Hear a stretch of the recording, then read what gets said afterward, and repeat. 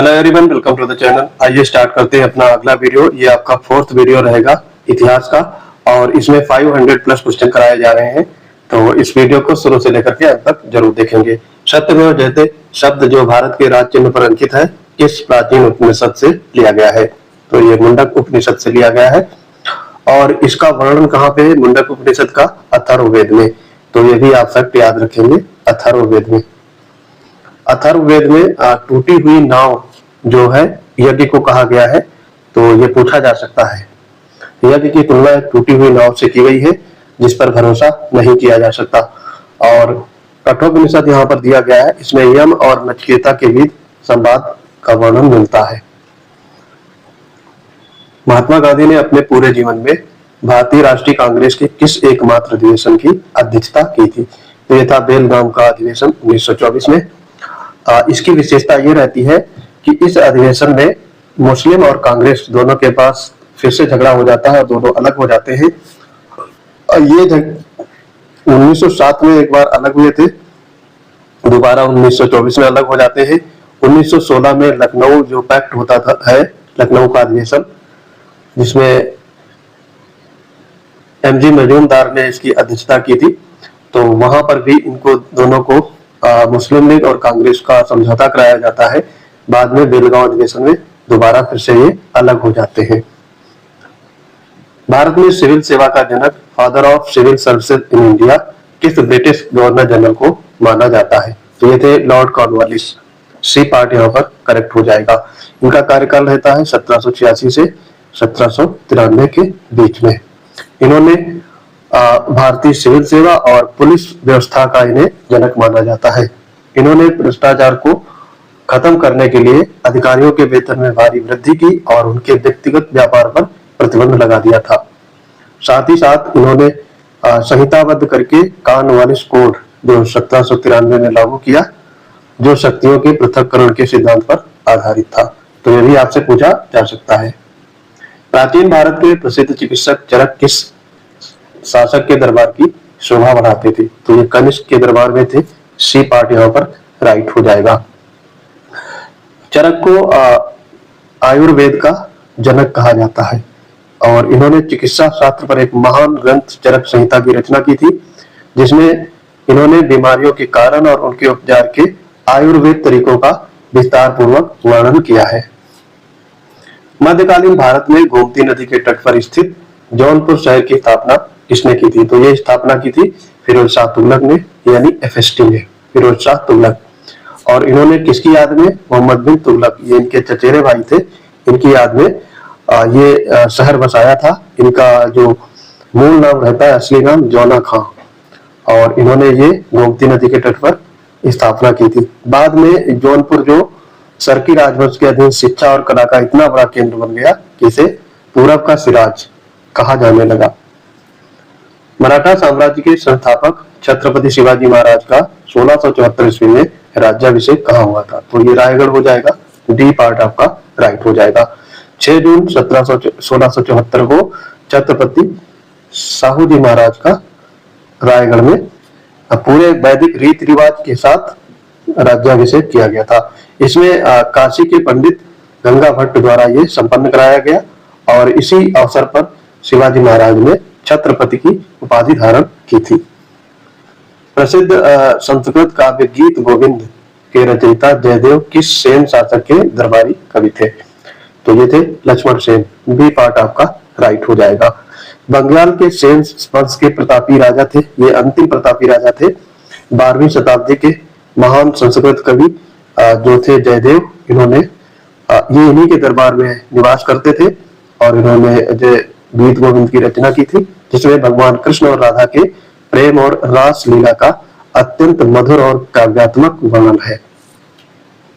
लक्ष्मण के दरबार में पवनदूत के रचयिता धोई और ब्राह्मण सर्वस्व के रचयिता हलायुध भी रहा करते थे।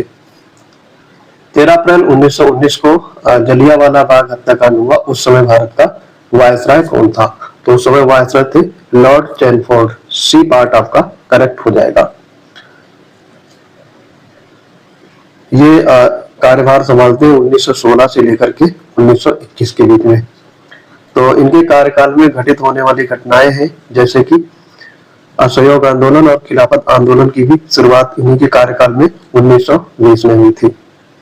जलियांवाला बाग हत्याकांड हुआ था, रोलेट एक्ट आया था और 1919 का भारत सरकार अधिनियम जो मोंटेगू चेम्सफोर्ड सुधार भी इन्हीं कार्यकाल में आया था। किस मुगल सम्राट के शासनकाल को मुगल चित्रकला का युग या गोल्डन एज ऑफ पेंटिंग कहा जाता है? तो ये है जहांगीर। सी पार्ट आपका करेक्ट हो जाएगा। इनका कार्यकाल रहता है 1605 से लेकर के और 1627 ईस्वी तक। चित्रकला से ये अत्यंत प्रेम करता था और चित्रकला का ये पारखी था। जहांगीर स्वयं कहता था कि वो किसी भी चित्र को देखकर यह चित्र बता सकता था कि उसकी आंख किसने बनाई और वो है किसने। इसके दरबार में उस्ताद मंसूर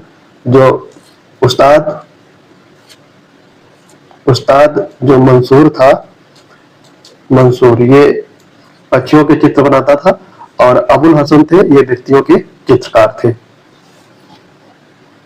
अबुल हसन ये मानव चित्र बनाते थे और ये पक्षियों के चित्र। 1739 में भारत दिल्ली पर आक्रमण करने वाले किस शासक को ईरान का नेपोलियन कहा जाता है, जो मयूर सिंहासन और कोहिनूर हीरा लूटकर ले गया था? तो ये कौन था? नादिर शाह। बी पार्ट आपका करेक्ट हो जाएगा। फारस के शासक नादिर शाह ने अपनी शानदार सैन्य विजयों के कारण ईरान का नेपोलियन कहा जाता था।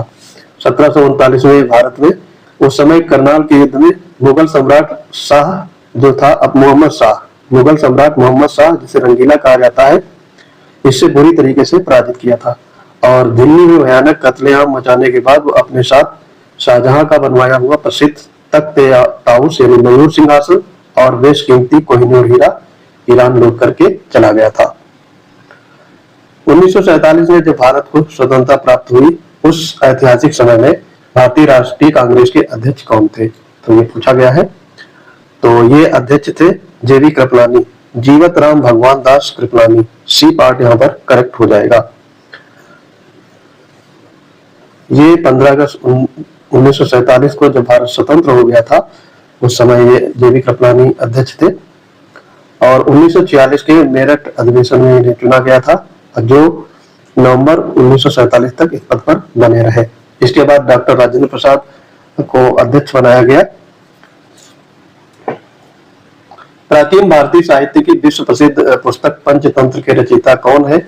उनका दुनिया की 50 से अधिक भाषाओं में अनुवाद हो चुका है। तो यह है विष्णु शर्मा। ए पार्ट यहाँ पर करेक्ट हो जाएगा। विष्णु शर्मा पंचतंत्र के लेखक हैं और ये नीति कथाओं जैसे पशु पक्षियों पर आधारित कहानियों का प्रसिद्ध संग्रह है।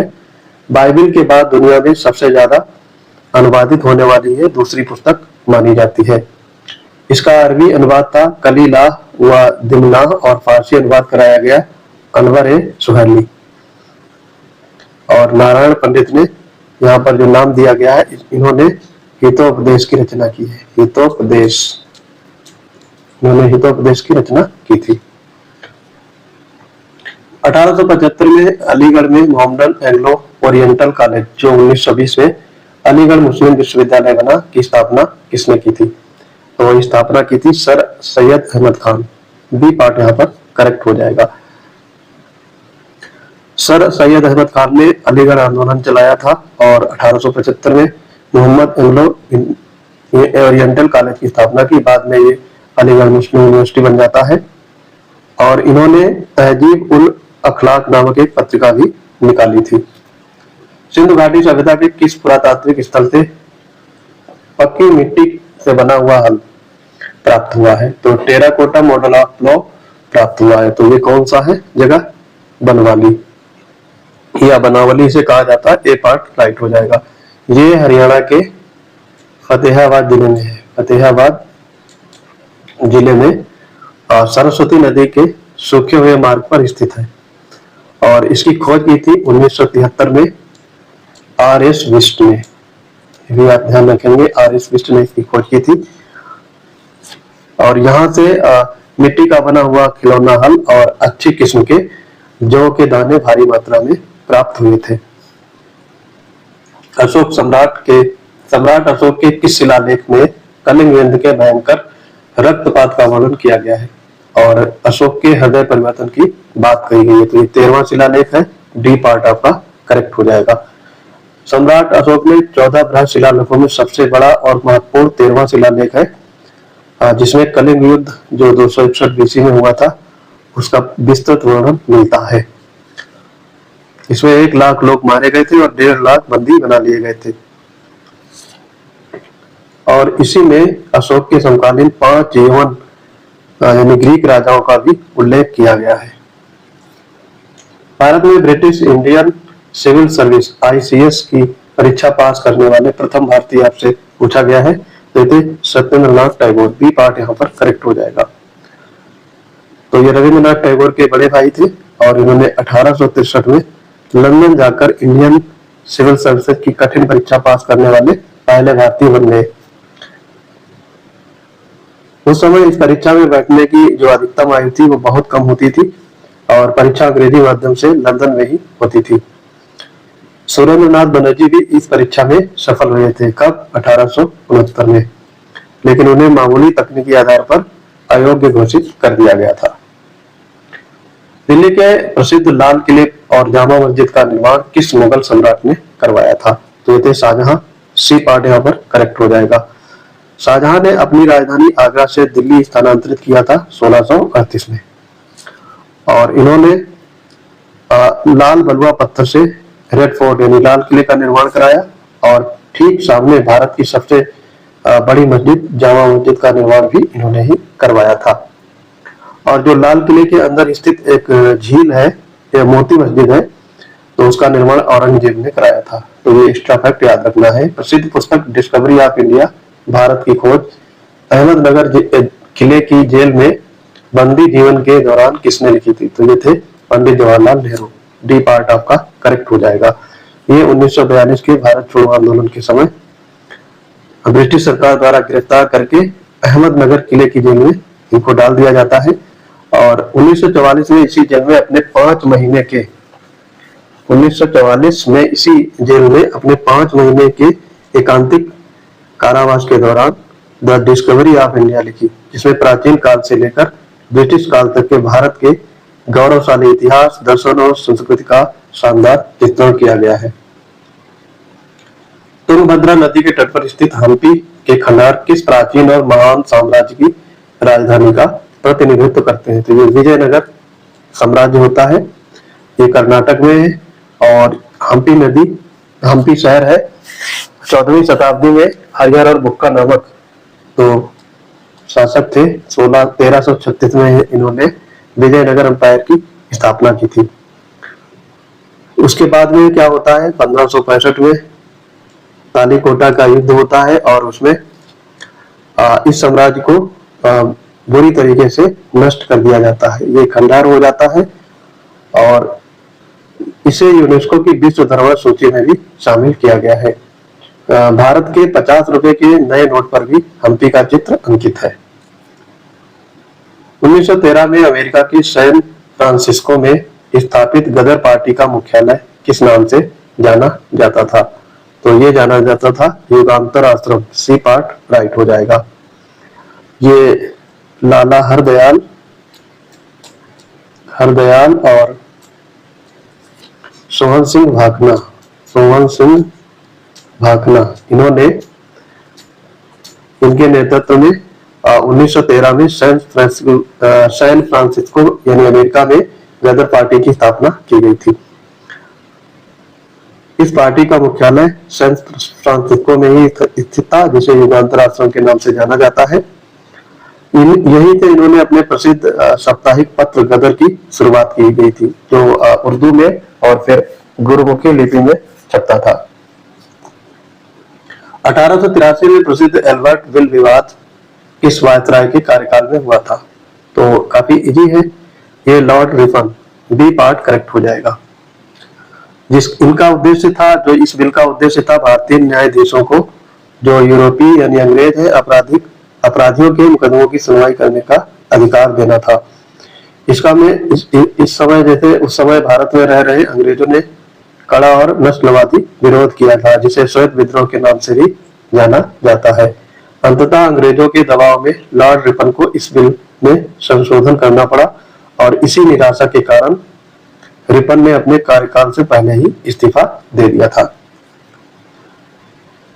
1839 में राजा राम मोहन राय के विचारों का प्रचार प्रसार करने के लिए तत्वबोधिनी सभा की स्थापना किसने की थी? तो ये थे देवेंद्र नाथ टैगोर। ए पार्ट यहाँ पर करेक्ट हो जाएगा। ये रविंद्रनाथ टैगोर के पिता थे, महर्षि देवेंद्र नाथ टैगोर। इन्होंने राजा राम मोहन राय के वेदांत विचारों और ब्रह्म समाज के सिद्धांतों को लोगों तक पहुंचाने के लिए 1839 में तत्वबोधिनी सभा की स्थापना की थी। इस संस्था ने तत्वबोधिनी पत्रिका का भी प्रकाशन किया था और बाद में ये 1859 में ब्रह्म समाज में ही विलीन हो गई। मध्य प्रदेश के रायसेन जिले में स्थित भीमबेटका मुख्य रूप से किसके लिए विश्व प्रसिद्ध है? तो ये है प्रागैतिहासिक गुफा चित्रकला। रॉक पेंटिंग के लिए जाना जाता है। सी पार्ट आपका राइट हो जाएगा। भारत में मानव जीवन के सबसे प्राचीन ज्ञात निशानों में से ये एक है और ये प्रागैतिहासिक रॉक शेल्टर और गुफा चित्रों के लिए प्रसिद्ध है। इसमें जानवरों, शिकार के दृश्यों और प्रारंभिक मानव जीवन को लाल और सफेद रंगों से दर्शाया गया है। इसकी खोज 1957 में विष्णु श्रीधर वाकड़कर ने की थी और ये एक विश्व धरोहर यूनेस्को में इसे शामिल किया गया है। 1916 के ऐतिहासिक लखनऊ अधिवेशन में भारतीय राष्ट्रीय कांग्रेस के नरम दल और गरम दल का एकीकरण हुआ। इस अधिवेशन की अध्यक्षता किसने की थी? तो ये अंबिकाचरण मजूमदार ने। सी पार्ट यहाँ पर करेक्ट हो जाएगा। देखो 1907 में सूरत में ये नरम दल और गरम दल दो भागों में बंट जाता है और उसके जस्ट 9 साल बाद 1916 में लखनऊ का अधिवेशन, जिसे लखनऊ पैक्ट के नाम से भी जाना जाता है, और ये बाल गंगाधर तिलक और एनी बेसेंट के प्रयासों से नरम दल और गरम दल एक हो जाते हैं और यहीं पर तिलक ने नारा दिया था, स्वराज मेरा जन्मसिद्ध अधिकार है, इसे मैं लेकर रहूंगा। 1773 के रेगुलेटिंग एक्ट के तहत बंगाल का प्रथम गवर्नर जनरल किसे नियुक्त किया गया था? तो प्रथम गवर्नर जनरल बने थे वारेन हेस्टिंग्स। बी पार्ट यहाँ पर करेक्ट हो जाएगा।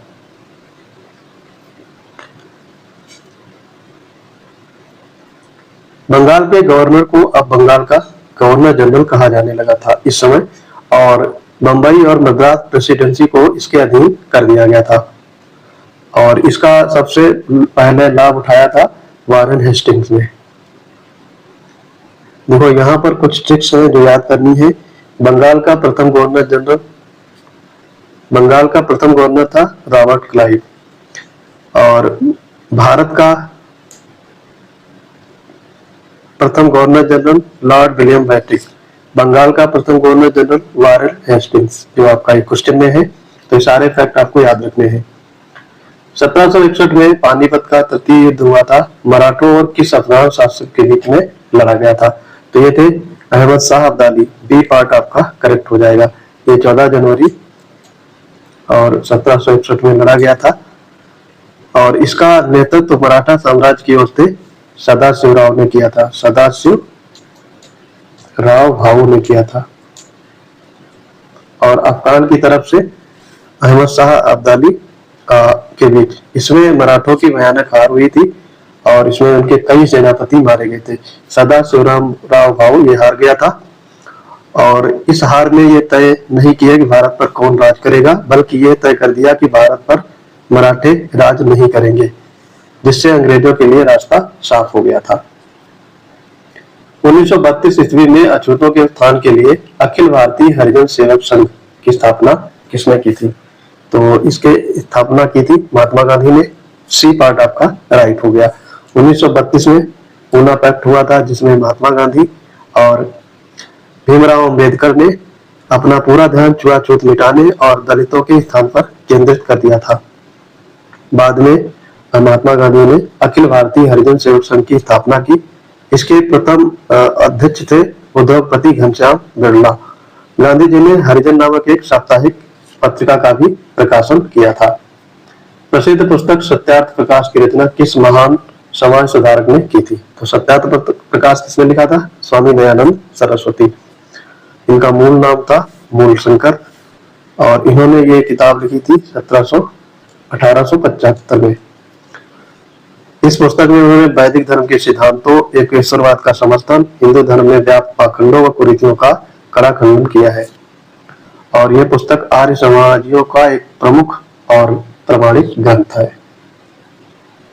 मगध साम्राज्य पर शासन करने वाले नंद राजवंश का संस्थापक कौन था, जिसे पुराणों में सर्व क्षत्रांतक यानी क्षत्रियों का नाश करने वाला कहा गया है? तो ये थे महापद्मनंद। बी पार्ट यहाँ पर करेक्ट हो जाएगा। ये शेषनाग वंश का अंत करते हैं और नंद वंश की स्थापना करते हैं। 344 बीसी में नंद वंश की स्थापना हो जाती है और ये भारतीय इतिहास का पहला गैर क्षत्रिय, ये शूद्र थे तो ये शासक बने थे, गैर क्षत्रिय थे। इसने एक विशाल साम्राज्य खड़ा किया और कलिंग पर भी विजय प्राप्त कर ली थी, जिसका उल्लेख खारवेल के हाथी गुम्फा अभिलेख में मिलता है। इसकी अपार शक्ति के कारण पुराणों में इसे सर्व क्षत्रांतक कहा जाता है, यानी क्षत्रियों का विनाश करने वाला। और भार्गव यानी दूसरे परशुराम का अवतार भी इसे कहा जाता है। और इस वंश का अंतिम शासक था घनानंद, जिसको चंद्रगुप्त मौर्य पराजित कर देते हैं चाणक्य की सहायता से। तो आप ये फैक्ट पढ़े होंगे। दिल्ली सल्तनत के किस सुल्तान ने कृषि के विकास के लिए एक अलग विभाग बनाया था? दीवान अमीर कोही की स्थापना की थी। वो कौन था? तो थे मोहम्मद बिन तुगलक। एमबीटी ने की थी। देखो, दोआब जो क्षेत्र था, गंगा यमुना का उपजाऊ क्षेत्र, वहां पर भीषण अकाल पड़ने पर जब कर वृद्धि की योजना विफल हो जाती है तो तुगलक वंश के शासक जो रहते हैं मोहम्मद बिन तुगलक, इन्होंने कृषि की स्थिति को सुधारने और किसानों को राहत देने के लिए एक नया कृषि विभाग बना दिया था, जिसका नाम था दीवान अमीर कोही। ठीक है। और इस विभाग का काम किसानों को टकाविया कृषि ऋण उपलब्ध कराना और बंजर भूमि को खेती योग्य बनाना था। 1290 में दिल्ली सल्तनत पर खिलजी वंश की स्थापना किसने की थी? तो ये थे खिलजी वंश के संस्थापक जलालुद्दीन फिरोज खिलजी। ए पार्ट यहाँ पर करेक्ट हो जाएगा। गुलाम वंश के जो अंतिम शासक रहते हैं क्यूमस की हत्या करके 1290 में ये स्थापना की थी खिलजी वंश की, और वो गद्दी पर बैठ गए थे कौन? जलालुद्दीन फिरोज खिलजी, 70 वर्ष की उम्र में लगभग। और दिल्ली सल्तनत के सभी राजवंशों में खिलजी वंश का जो शासनकाल रहता है बहुत छोटा रहता है, केवल 30 वर्ष तक शासन करते हैं। बाद में 1296 में उसके भतीजे और दामाद यानी अलाउद्दीन खिलजी ने कड़ा में धोखे से उसकी हत्या कर दी और स्वयं सुल्तान बन गया था। मांडले जेल जो वर्मा में है, कारावास के दौरान गीता रहस्य नामक प्रसिद्ध पुस्तक किसने लिखी थी? तो ये पुस्तक लिखी है बाल गंगाधर तिलक। बी पार्ट यहाँ पर करेक्ट हो जाएगा। उग्रवादी दल के प्रमुख नेता थे ये बाल गंगाधर तिलक। इन्होंने 1908 में राजद्रोह के आरोप के कारण गिरफ्तार करके इसको 6 साल के लिए मांडले की जेल भेज दिया गया था और इसी जेल में एकांतिक वास के दौरान इन्होंने भगवत गीता के कर्मयोग दर्शन की व्याख्या करते हुए मराठी भाषा में गीता रहस्य नामक महान ग्रंथ की रचना की थी। वो कौन सा भारतीय शासक था जिसने अपनी सेना को यूरोपीय तर्ज पर प्रशिक्षित किया और विदेशों जैसे फारस, फ्रांस, तुर्की, मिस्र में आधुनिक तर्ज पर अपने दूतावास स्थापित किए थे? तो ये था टीपू सुल्तान। सी पार्ट यहाँ पर राइट हो जाएगा। ये मैसूर का शासक था और हैदर अली का पुत्र। ये अपने समय में सबसे दूरदर्शी शासकों में से एक था और ये पहला भारत का शासक था जिसने आधुनिक तर्ज पर विदेशों में अपने दूतावास स्थापित किए थे ताकि अंतरराष्ट्रीय व्यापार और कूटनीति को बढ़ावा मिल सके। और ये फ्रांसीसी क्रांति से बहुत ज्यादा प्रभावित था और अपनी राजधानी श्रीरंगपट्टनम में ट्री ऑफ लिबर्टी यानी स्वतंत्रता का वृक्ष भी इसने लगाया था। 1920 में बंबई में स्थापित all India trade union Congress AITUC के प्रथम अध्यक्ष कौन चुने गए थे? तो ये अध्यक्ष बने थे लाला लाजपत राय। बी पार्ट यहाँ पर करेक्ट हो जाएगा। 31 अक्टूबर 1920 को इसकी स्थापना की गई थी और इसकी स्थापना नारायण मल्हार जोशी यानी NM जोशी द्वारा की गई थी और प्रथम अधिवेशन की अध्यक्षता पंजाब केसरी लाला लाजपत राय ने की थी और दीवान जमनलाल इसके प्रथम महान सचिव बनाए गए थे।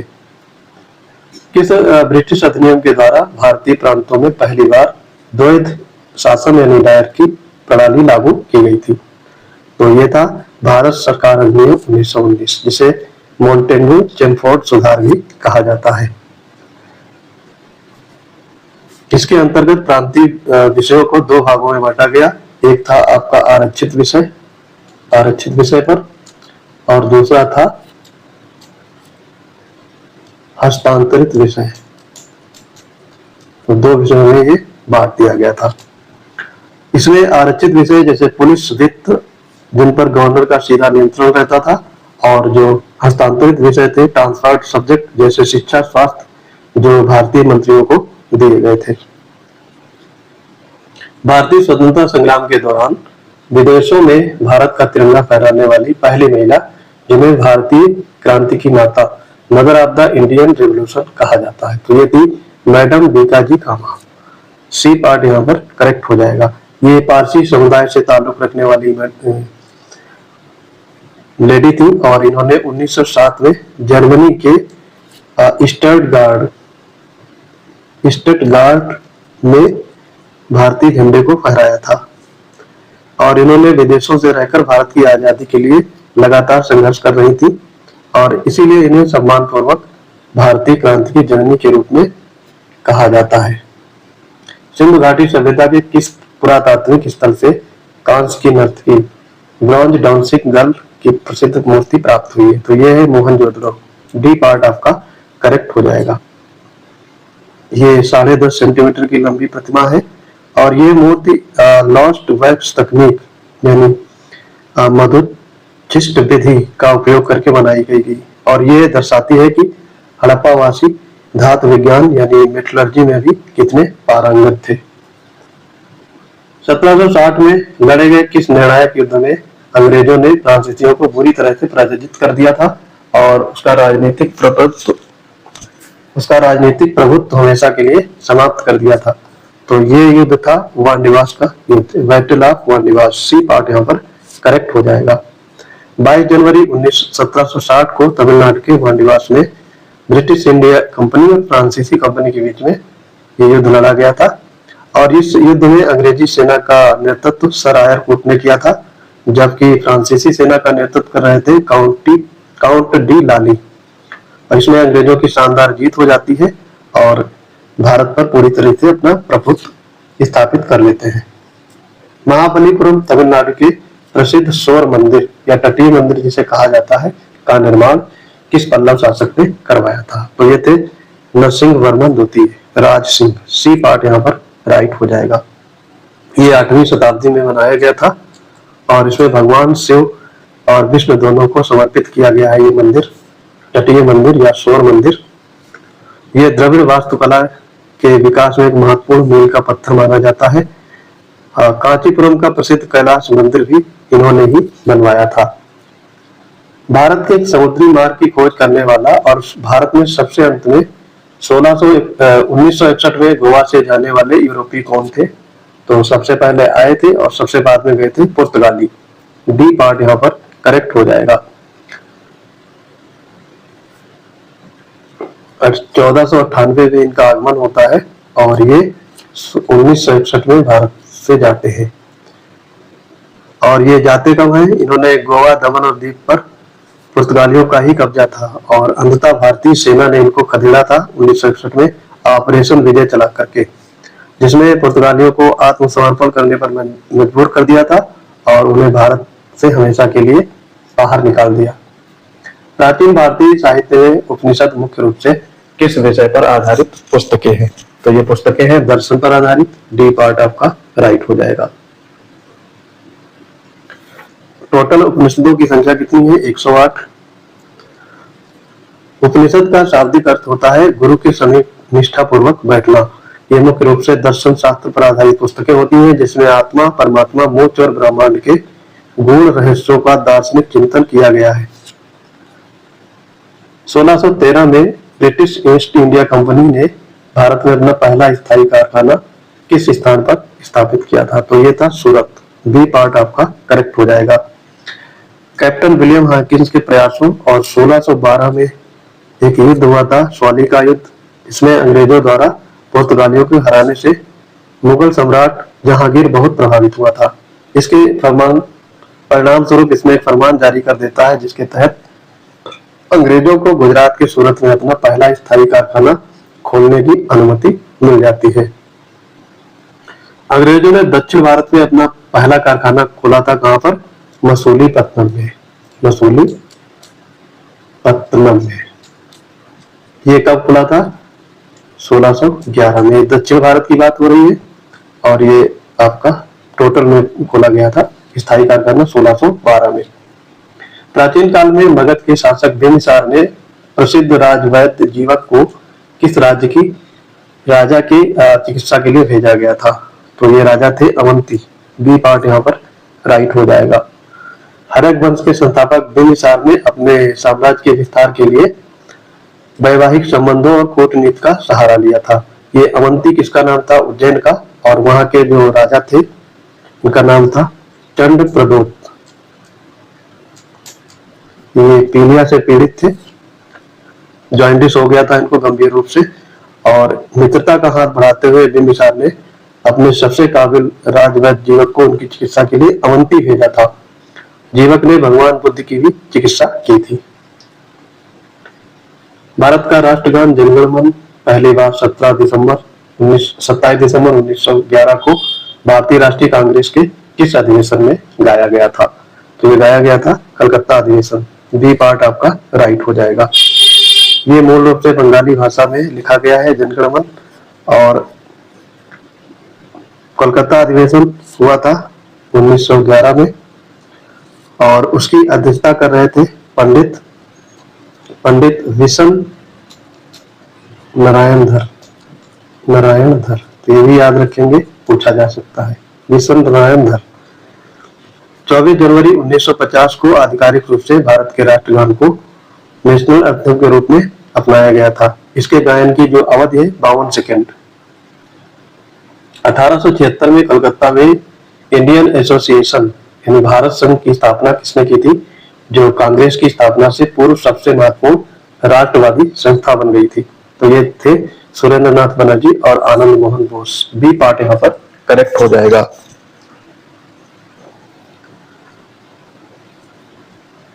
देखो इसमें फैक्ट देखेंगे, इसकी स्थापना 16 जुलाई 1876 में हुई थी, और दोनों ने किया था, सुरेंद्र नाथ बनर्जी और आनंद मोहन बोस ने। इस संस्था का मुख्य उद्देश्य क्या था? कहाँ भी हुई थी स्थापना? कोलकाता में। तो ये भी फैक्ट आपको याद रखना है। इसका मुख्य उद्देश्य क्या था? भारत में एक मजबूत जनमत तैयार करना और हिंदू मुस्लिम एकता को बढ़ावा देना। बाद में 1886 में इसका कांग्रेस में विलय हो गया था। तो विलय कब हुआ था? ये ईयर आपको याद रखना है। दिल्ली के कुतुब मीनार परिसर में स्थित वास्तुकला का रत्न अलाई दरवाजा का निर्माण किस सुल्तान ने करवाया था? तो ये करवाया था अलाउद्दीन खिलजी ने। सी पार्ट यहाँ पर राइट हो जाएगा। इसका निर्माण हुआ था 1311 ईस्वी में, और ये खिलजी वंश के शासक थे अलाउद्दीन खिलजी। पहली ऐसी इमारत है जिसका निर्माण के लिए शुद्ध रूप से इस्लामी वास्तुकला जैसे सही आकार का गुंबद और वैज्ञानिक विधि से बने मेहराब का प्रयोग किया गया था। अलाउद्दीन खिलजी ने सीरी का किला और 1000 खंभा महल भी बनवाया था। 1000 खंभा महल। तो ये भी फैक्ट आपको याद रखने हैं। 1936 में लखनऊ में आयोजित अखिल भारतीय किसान सभा ऑल इंडिया किसान सभा के प्रथम अध्यक्ष कौन चुने गए थे? तो ये थे स्वामी सहजानंद सरस्वती। बी पार्ट आपका करेक्ट हो जाएगा। ये क्यों बनाई गई थी? किसानों के अधिकारों की रक्षा और जमींदारों के शोषण के खिलाफ संघर्ष करने के लिए। इसके प्रथम अध्यक्ष बिहार के प्रमुख नेता बने थे यही स्वामी सहजानंद सरस्वती, और एमजी रंगा जो थे, एमजी रंगा, ये इसके प्रथम महासचिव बनाए गए थे। महासचिव, सेक्रेटरी जनरल। मुगल सम्राट अशोक के दरबार के प्रसिद्ध नवरत्न अबुल फजल ने किस महान ऐतिहासिक ग्रंथ की रचना की थी? तो ये अकबरनामा की रचना की थी। सी पार्ट आपका राइट हो जाएगा। सम्राट अकबर के दरबार में नवरत्न थे, उनमें से एक थे अबुल फजल। और जो अबुल फजल ने अकबरनामा लिखा है, इसको 3 भागों में बांटा गया है और इसमें जो तीसरा भाग है उसे आईने अकबरी कहा जाता है। इसमें अकबर के प्रशासन, अर्थव्यवस्था, सेना और साम्राज्य के नियमों का विस्तृत वर्णन किया है। फिर 1602 में जहांगीर के इशारे पर वीर सिंह बुंदेला ने अबुल फजल की हत्या कर दी थी। तो ये फैक्ट भी याद रखना है, पूछा जाता है। ये सिंधु घाटी सभ्यता यानी हड़प्पा सभ्यता के लोगों को निम्नलिखित में से किस धातु का ज्ञान नहीं था? तो यहाँ पर ये पूछा गया है। तो गोल्ड का था, सिल्वर का था, कॉपर का था, लोहे का नहीं था। तो यहाँ पर डी पार्ट आपका राइट हो जाएगा। लोहे का प्रयोग बाद में होता है उत्तर वैदिक काल में, लगभग 1000 BC के आसपास। द्वितीय विश्व युद्ध के दौरान 1942 में टोक्यो में इंडियन नेशनल आर्मी यानी INA आजाद हिंद फौज की स्थापना का विचार सबसे पहले किसके मन में आया था? तो थे captain Mohan Singh. C part यहाँ पर राइट हो जाएगा। बाद में INA की स्थापना का मूल विचार सबसे पहले कैप्टन मोहन सिंह को आया था इनके दिमाग में। उसके बाद में राहत बिहारी ने इसका पुनर्गठन किया था और 1943 में सिंगापुर में सुभाष चंद्र बोस ने इसकी कमान अपने हाथों में ले ली और इसे एक अजय शक्ति बना दिया। तो ये वीडियो आपको कैसा लगा कमेंट बॉक्स में आप अपनी प्रतिक्रिया अवश्य देंगे।